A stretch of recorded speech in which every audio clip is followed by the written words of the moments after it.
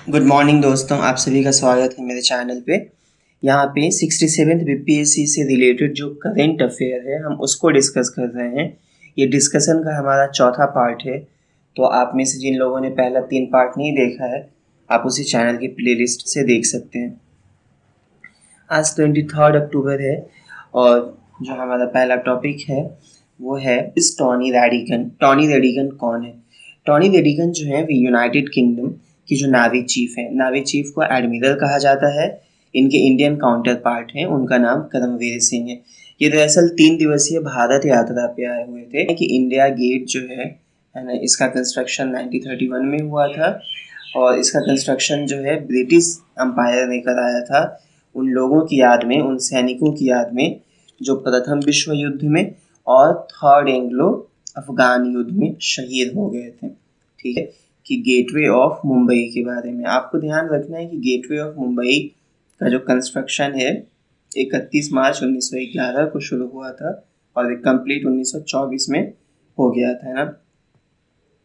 इसको जो है जब किंग जॉर्ज V और क्वीन मैरी जो है अपोलो बंदरगाह पे 1911 में जब आए थे तो उन्हीं की याद में उसी इवेंट को कमोमेरेट करते हुए जो है ये मॉन्यूमेंट को इरेक्ट किया गया है।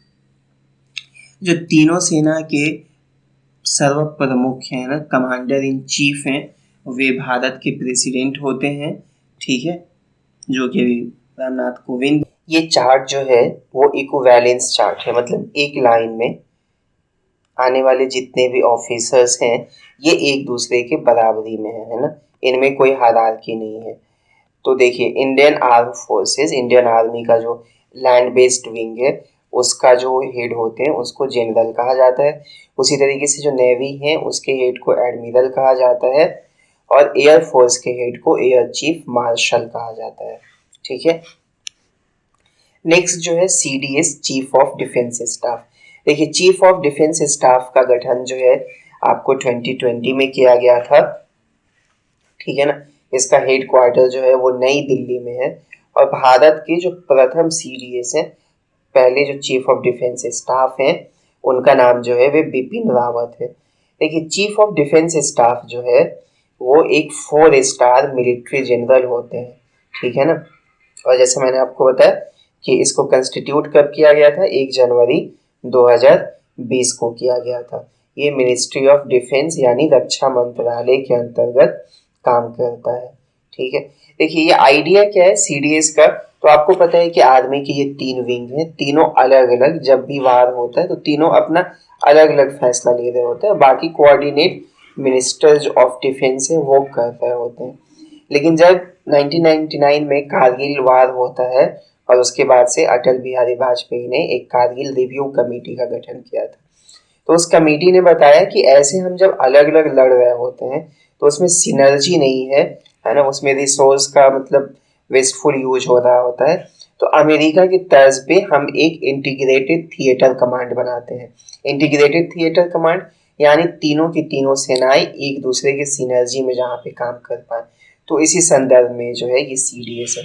और आपको ध्यान देना है कि इंडिया का एकमात्र इंटीग्रेटेड थिएटर कमांड जो है वो Andaman and Nicobar island group में है। ठीक है, भारत के जो प्रथम कमांडर इन चीफ थे आर्म फोर्सेस के, उनका नाम था KM करियप्पा। ठीक है ना, अभी जो है आर्मी के जो चीफ हैं, जनरल हैं, उनका नाम है मनोज मुकुंद नरवाने और ये जो एयर चीफ मार्शल हैं उनका नाम है विवेक राम चौधरी। और हमने नावल चीफ जिन्हें एडमिरल कहा जाता है, हमने उनका नाम अभी अभी देखा है, उनका नाम है करमवीर सिंह। नेक्स्ट था Jaynagar Kurtha cross border rail link. देखिए, ये बिहार के जयनगर से, ठीक है ना, कुर्था जो कि नेपाल में सिचुएटेड है, उसके बीच में एक रेलवे लाइन है जिसकी लंबाई 34.9 किलोमीटर है। ठीक है ना, ये ध्यान देना है कि ये जयनगर बीजलपुरा बद्रीदास रेलवे लिंक का हिस्सा है। ठीक, इस प्रोजेक्ट को कंप्लीट कौन किया है? इस प्रोजेक्ट को जो एग्जीक्यूट करने वाली एजेंसी है उसका नाम है इरकॉन इंटरनेशनल लिमिटेड। ठीक है, तो हम थोड़ा सा इरकॉन इंटरनेशनल लिमिटेड के बारे में जान लेते हैं। देखिए, इसकी इस्टेब्लिशमेंट जो है वो 1976 थी, इंडियन कंपनी 1956 के तहत, ठीक है ना। ये जो है कम्प्लीटली मतलब पूरे तरीके से जो रेलवे मिनिस्टर है उसका सब, रेलवे मिनिस्ट्री जो है उसकी सब्सिडियरी बॉडी है, ठीक है। इसके सीईओ और एमडी का नाम क्या है? योगेश कुमार मिश्रा। ये संस्था इसलिए भी महत्वपूर्ण है कि जो Digha Sonpur rail road bridge है, जिसे हम लोग जेपी ब्रिज भी कहा जाता है गंगा नदी के ऊपर, ठीक है ना, इसका भी कंस्ट्रक्शन इसी संस्था ने किया था। ये पुल जो है 2016 में कंप्लीट हो गया था, तो ये पुल 2016 से ऑपरेशनल है। इस पुल की टोटल तो 4556 मीटर का लेंथ है, मतलब अप्रॉक्स 4.5 किलोमीटर का लेंथ है। ये बोगीबिल ब्रिज कहाँ पे है? असम में है, ब्रह्मपुत्रा नदी पे। ये भारत की सबसे बड़ी जो है रेल कम रोड ब्रिज है ना। तो जेपी ब्रिज जो है इस बोगीबिल ब्रिज के बाद जो है इंडिया की second largest rail cum road bridge है, ठीक है। नेक्स्ट था जश्न जाफरान। तो ये कहाँ है? कश्मीर में ऑब्वियसली। तो जम्मू एंड कश्मीर की जो एलजी जो है उन्होंने शुरू किया था। ये क्या है कि ये एक जाफरान यानी कि केसर का हार्वेस्टिंग फेस्टिवल है, ठीक है। तो हमें जम्मू कश्मीर के जो लेफ्टिनेंट गवर्नर हैं उनका नाम याद रखना है। उनका नाम है मनोज सिन्हा, ठीक है ना। पीएम मित्रा पार्क। देखिए पीएम मित्रा का जो फुल फॉर्म होता है, पीएम का प्राइम मिनिस्टर, मित्रा का Mega Integrated Textile Region and Apparel Program है मिनिस्ट्री ऑफ टेक्सटाइल का, ठीक है ना, जिसके तहत 4445 करोड़ की लागत से हम लोग एक पार्क बनाने वाले हैं। उस पार्क का काम क्या होगा कि देखिए टेक्सटाइल में, कपड़े में जो इंटायर वैल्यू चेन है उसको इंटीग्रेट करने के लिए बनाया गया है। टारगेट ओलंपिक पोडियम स्कीम में जो है अभी अभी इसकी सीईओ की नियुक्ति हुई है। उनका नाम क्या है? उनका नाम जो है पीके गर्ग है, ठीक। वे रिप्लेस किसे कर रहे हैं? वे राजेंद्र राजगोपालन को रिप्लेस कर रहे हैं। इनकी नियुक्ति जो है स्पोर्ट्स अथॉरिटी ऑफ इंडिया, जिसे साई कहा जाता है, उसने की है। और साई को जो है वे 1984 में बनाया गया था। साई जो है मिनिस्ट्री ऑफ स्पोर्ट्स, खेल मंत्रालय के अंतर्गत काम करता है और खेलों से संबंधित जो भी एग्जीक्यूटिव निर्णय होते हैं वो साई लेता है, ठीक है ना। टॉप का हमें फुल फॉर्म ध्यान रखना है कि टॉप्स का फुल फॉर्म क्या होता है? Target Olympic podium scheme. Next है जियो स्पेशियल एनर्जी मैप, भूस्थानिक ऊर्जा मानचित्र किसने जारी किया है? देखिए इसको जारी किया है वो नीति आयोग ने इसरो के साथ मिलके जो है इसको तैयार किया है और उन्होंने इसे रिलीज किया है। ये क्या है? तो देखिए इंडिया में जो अलग अलग ऊर्जा के स्रोत हैं, ऊर्जा के कौन कौन से स्रोत हैं, जैसे कि एक तो न्यूक्लियर हो गया, एक कोयला हो गया, हाइड्रो इलेक्ट्रिसिटी हो गया, जियो थर्मल हो गया, बाकी अभी रिन्यूएबल में सोलर हो गया, विंड एनर्जी हो गया, वेव एनर्जी हो गया, फिर टाइड एनर्जी हो गया, ऐसी बहुत सारी सोर्सेज हैं, ठीक है। तो इनका एक क्या है, ये एक होलिस्टिक एटलस है, ठीक ना, कि अच्छा आपको एक मैप में आपको इन तमाम जानकारी को इंटीग्रेट किया गया है। चाइना ने हाल फिलहाल में अपना पहला सोलर एक्सप्लोरेशन सैटेलाइट को जो है लॉन्च किया है, ठीक है, मतलब शौर्य अन्वेषण, है ना, उपग्रह जिसे कहते हैं, जिसका नाम रखा गया है जीहे। जीहे एक सूर्य की देवी है। बस ये वैसे आपको कुछ जानकारी इसमें इसलिए दी जाती है कि चीज़ें कनेक्ट कर पाएँ आप और वे चीज़ें ज़्यादा लंबे समय तक याद रहें। आपको हर चीज़ याद नहीं रखने का है, ठीक। इसे जो है चेस भी कहा जाता है, ठीक है। हमने भी एक प्लान किया हुआ है कि हम भी एक सोलर एक्सप्लोरेशन सैटेलाइट लॉन्च करेंगे, जिसका नाम क्या रखा हुआ है? आदित्य 1, जो 2022 में लॉन्च होना है। इसके अलावा कुछ अन्य सोलर प्रोब जो अभी फंक्शनल हैं उनका नाम है Ulysses, Genesis, STEREO A and B, Discover. वैसे डिस्कवर में आपको देखना DSCOVR, ये सारे कैपिटल में है, स्टेरियो भी सारे कैपिटल में है, तो इसका कुछ अपना अलग फुल फॉर्म होता होगा, हमको वहाँ तक नहीं ध्यान रखना है, बाकी इतना पता होना चाहिए कि किससे संबंधित है। और पार्कर प्रोब, ठीक है, पार्कर जो है ये यूरोपियन यूनियन का है और बाकी इसमें से कुछ नासा का है, कुछ नासा और यूरोपियन यूनियन का एक साथ मिलके, ठीक है। दुनिया का जो पहला सैटेलाइट सोलर पावर सौर ऊर्जा से जो संचालित होता था उसे लॉन्च किया था 1958 में यूएसए ने, जिसका नाम है वैनगार्ड 1। WHO, देखिए WHO की स्थापना जो है 7 अप्रैल 1948 में की गई थी। इसका हेडक्वार्टर जेनेवा स्विट्जरलैंड में है। ये जो एक मुश्किल सा नाम है, आप इसको पढ़ लीजिएगा। ये WHO के डायरेक्टर जनरल हैं, ठीक है। देखिए यूएन से संबंधित, यूनाइटेड नेशन से संबंधित जितने भी ऑर्गन हैं उसके जो 5 मेन ऑर्गन हैं, इसके अलावा उसके अंदर अलग अलग फंड काम करते हैं और जो प्रोग्राम है और उससे जो अटैच संस्थाएं हैं, हम सबको एक सेपरेट वीडियो में देखेंगे, है ना। तो इसीलिए यूएन से रिलेटेड जितने भी ऑर्गन जो न्यूज़ में है हम उस पर कोई डिस्कशन नहीं करेंगे, एक वीडियो में हम उसको कम्प्लीटली एक बार में पढ़ लेंगे। अगला था सैफ कप के बारे में, ठीक है। देखिए सैफ कप के बारे में आपको जानने लायक बात यह है कि फाइनल में ये फुटबॉल से, पहली चीज़ तो ये फुटबॉल से संबंधित है। दूसरी कि फाइनल में इंडिया ने नेपाल को 3-0 से हराया है। ये कहाँ पे आयोजित किया गया था? तो ये माले में किया गया था, मालदीव में, ठीक है। इसके हम जो है 8 बार सैफ चैम्पियनशिप जीत चुके हैं। बाकी ये ईयर आपको याद रखना है, क्योंकि बीपीएससी की आदत है, कई बार वे पूछता है कि हम कितनी बार विजेता बने हैं, कितनी बार विजेता बने हैं। तो हमें ध्यान रखना है कि सैफ कप में हम 8 बार विजेता बने हैं। अगला है कि वैसी कौन सी संस्था है जो आईसीसी के साथ मिलकर जो है वो मेंटल वेलबींग पे, मानसिक स्वास्थ्य पे जागरूकता बढ़ाने के लिए जो है आईसीसी के साथ साझेदारी की है। तो देखिए यूनिसेफ है, ठीक है, यूनाइटेड नेशन चिल्ड्रन फंड, ठीक। अभी जो है आईसीसी T20 वर्ल्ड कप है वे यूएई और ओमान दोनों देशों में हो रहा है। तो अगर ऑप्शन में सिर्फ यूएई आए वो भी गलत है, ऑप्शन में अगर ओमान आए तो आपको पता है बीपीएससी में जो 5th वाला ऑप्शन होता है कि एक से अधिक, तो आप उसे टिक करेंगे। इसका लक्ष्य क्या है?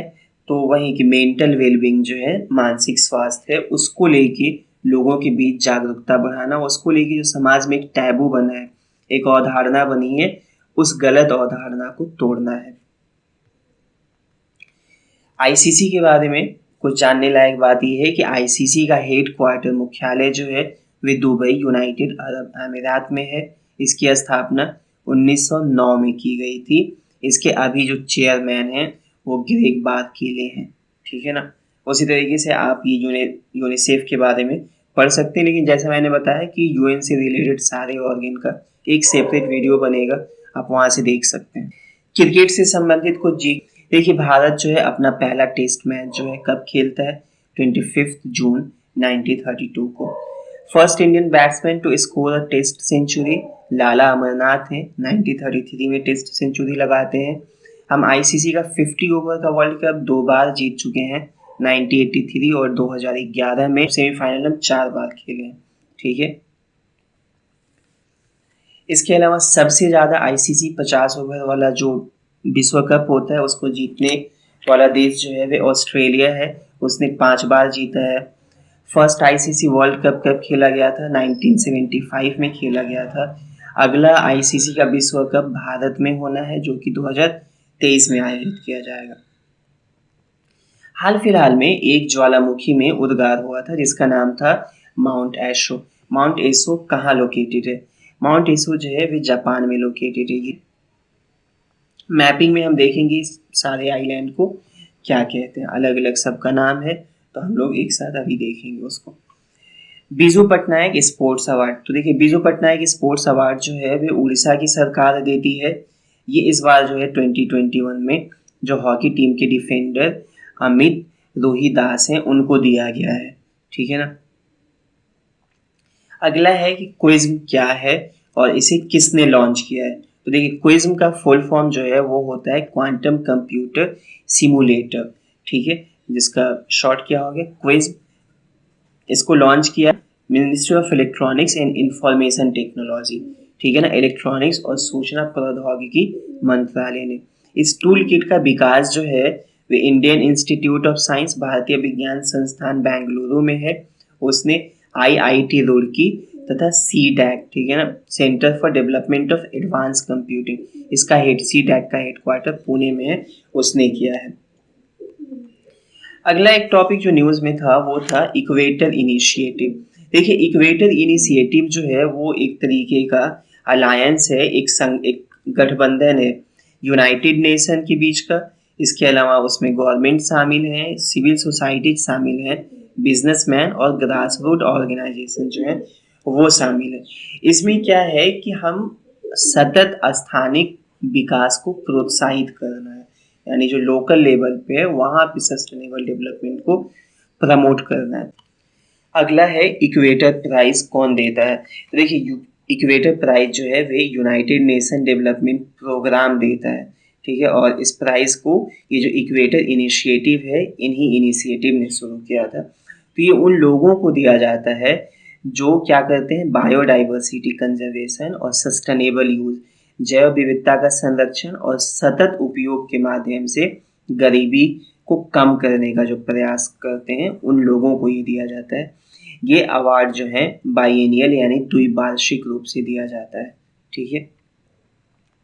नेक्स्ट है कि सोन चिड़िया ब्रांड का लोगो जो है किसने लॉन्च किया है। तो देखिए सोन चिड़िया ब्रांड का लोगो जो है वो ministry of housing and urban affair, ठीक है, आवास और शहरी मामलों का मंत्रालय जो है उसने जारी किया है।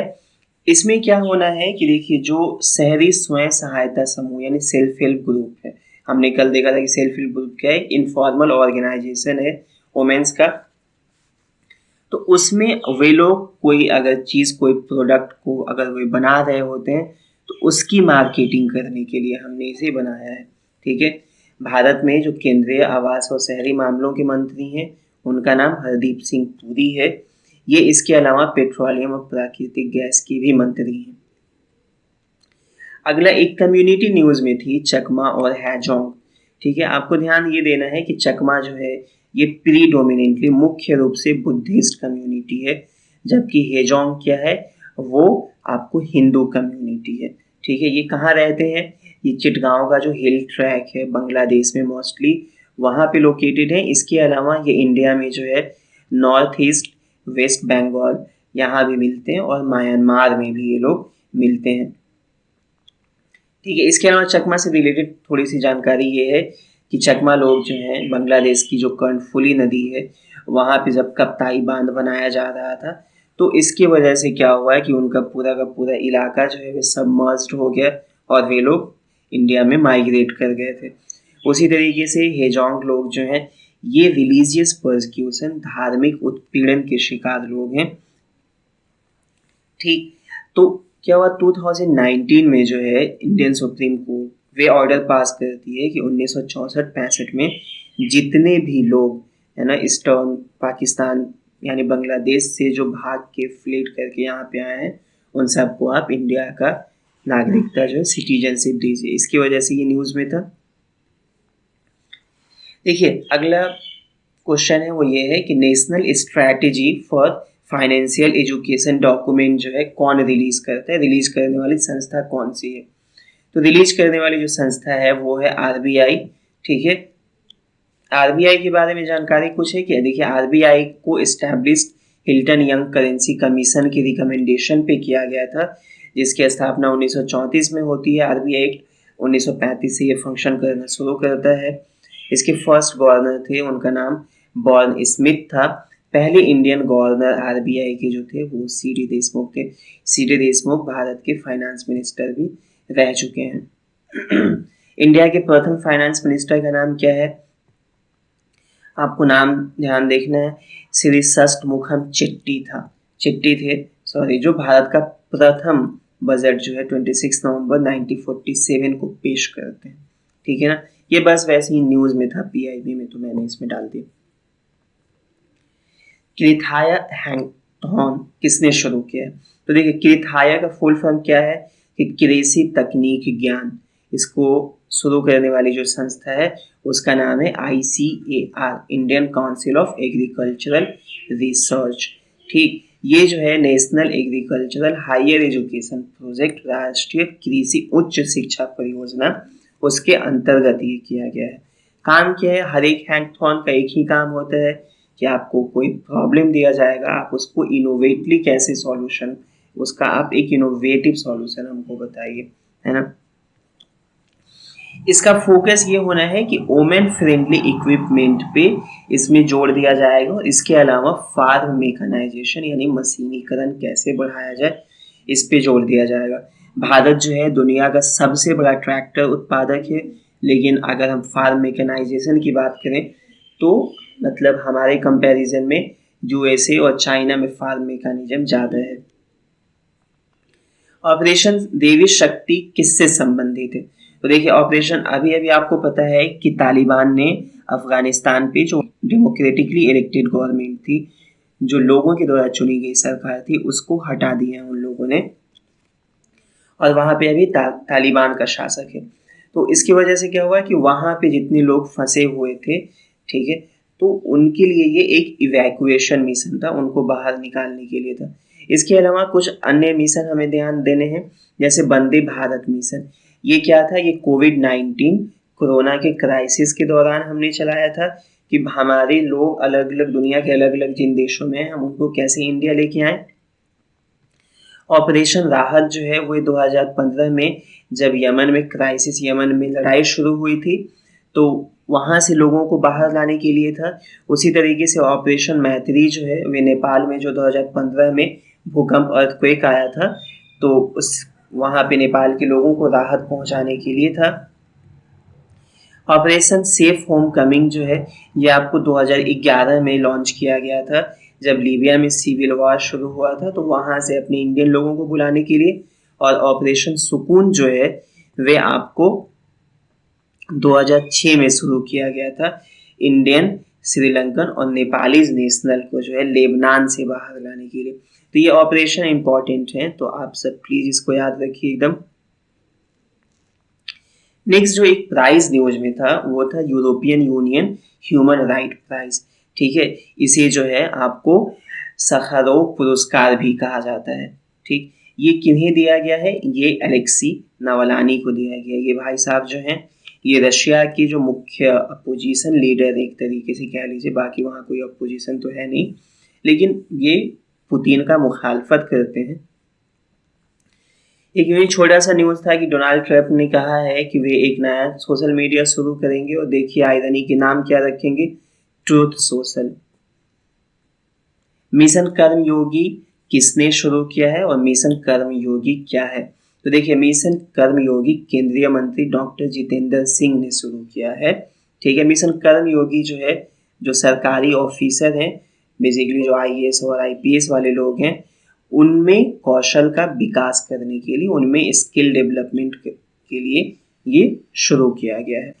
नेक्स्ट है कि सुकून हेल्पलाइन नंबर किसने शुरू किया है? तो देखिए सुकून हेल्पलाइन नंबर जो है जम्मू कश्मीर की स्टेट डिजास्टर रिस्पांस फोर्स जो है उसने शुरू किया है।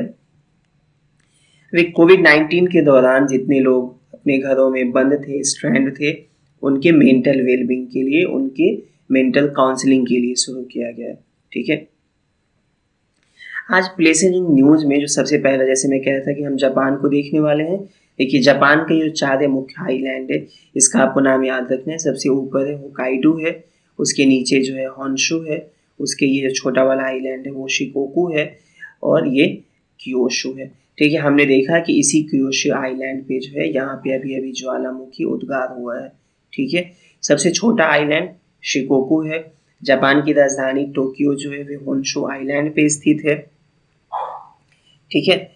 जापान जो है विश्व का 11वां सबसे ज़्यादा पॉपुलेशन वाला देश है। सबसे ज़्यादा पॉपुलेशन चाइना, दूसरे नंबर पे हम लोग हैं, और जापान जो है इस मामले में 11 नंबर पे है, ठीक है। जापान में जो सरकार है उसे सांसदीय संवैधानिक राजतंत्र कहते हैं, मोनार्की कहते हैं। हमारे यहाँ रिपब्लिक है। रिपब्लिक और मोनार्की में क्या है, पॉलिटी के लिए एक अलग वीडियो में बहुत जल्दी बनाने वाला हूँ, उसमें कवर कर लेंगे। जापान की जो पीएम है उनका नाम है फुमियो किशिदा, ठीक। जापान की जो विधायिका है, लेजिस्लेचर है, उसे डाइट कहा जाता है। वहाँ की करेंसी येन है। और आज का आखिरी टॉपिक जो है वो है कि सैम सैंड्रा मैनसन कौन है? तो देखिए क्या है कि ये बारबाडोस की प्रथम जो फर्स्ट प्रेसिडेंट ऑफ बारबाडोस हैं, बारबाडोस अभी तक मोनार्की था। मोनार्की मतलब कि जो हेड ऑफ स्टेट होता है वो हेरिडेटरी पोस्ट होता है, उसका कोई चुनाव नहीं होता। हमारे यहाँ जो हेड ऑफ स्टेट है उनको प्रेसिडेंट कहते हैं, उनका हर एक 5 साल में चुनाव होता है, लेकिन मोनार्की में चुनाव नहीं होता है। तो बारबाडोस ने ये डिसाइड किया कि हमको अब रिपब्लिक हो जाना चाहिए, तो उन्होंने क्वीन एलिजाबेथ, महारानी एलिजाबेथ को जो है हटा दिया है देश के प्रमुख के रूप में। जापान के अलावा हम मैपिंग में उन कंट्रीज को देख रहे हैं जहां इंग्लैंड की क्वीन विक्टोरिया जो है वो स्टेट की हेड हैं। ठीक है, तो सबसे महत्वपूर्ण नाम आप यहाँ पे देखिए वो है कनाडा, ऑस्ट्रेलिया, न्यूजीलैंड। ठीक है, इसके अलावा Belize, Jamaica, Bahamas, Papua New Guinea, Solomon island. इन तमाम जगहों पे जो स्टेट की हेड है, जो प्रमुख हैं, वो क्वीन विक्टोरिया है, यानी ये सारी की सारी जगह मोनार्की है। लेकिन ध्यान देना है, इनके अलावा दुनिया में और भी देश मोनार्की हैं, है ना। बाकी आप यहाँ पे कैरिबियन सी में ये जितने भी कंट्रीज हैं इन सबको कैरिबियन देश कहा जाता है। यहाँ पे बहामास है, ये क्यूबा है, हैटी है, डोमिनियन रिपब्लिक है। इन्हें क्यूबा, हैटी, डोमिनियन रिपब्लिक और पेट्रोरिको, इन सबको मिला के ग्रेटर एंटीलीज कहते हैं। ठीक है, यहाँ पे जो देश आपको छोटे छोटे दिखाई दे रहे हैं इसे हम लोग लेसर एंटीलीज कहते हैं। यहाँ पे ये अरूबा, क्यूराकेओ, ये सब जो है आपको लीवार्ड एंटीलीज हैं। हमें ध्यान देने की बात ये है कि देखिए गुयाना, सूरीनाम और बेलीज को जो है इन्हें भी, बाकी ये तो मेनलैंड के हिस्सा है, ये कैरिबियन सी में नहीं है, लेकिन इन्हें भी कैरिबियन देश माना जाता है। वेस्ट इंडीज जो है ग्रेटर एंटीलीज, लेसर एंटीलीज, लीवार्ड एंटीलीज और लकायन आर्किपेलागो को एक साथ कलेक्टिवली जो है वे वेस्ट इंडीज कहा जाता है। ठीक है, तो बस आज के लिए इतना ही था दोस्तों, मिलते हैं आपसे नेक्स्ट वीडियो में। Thank you.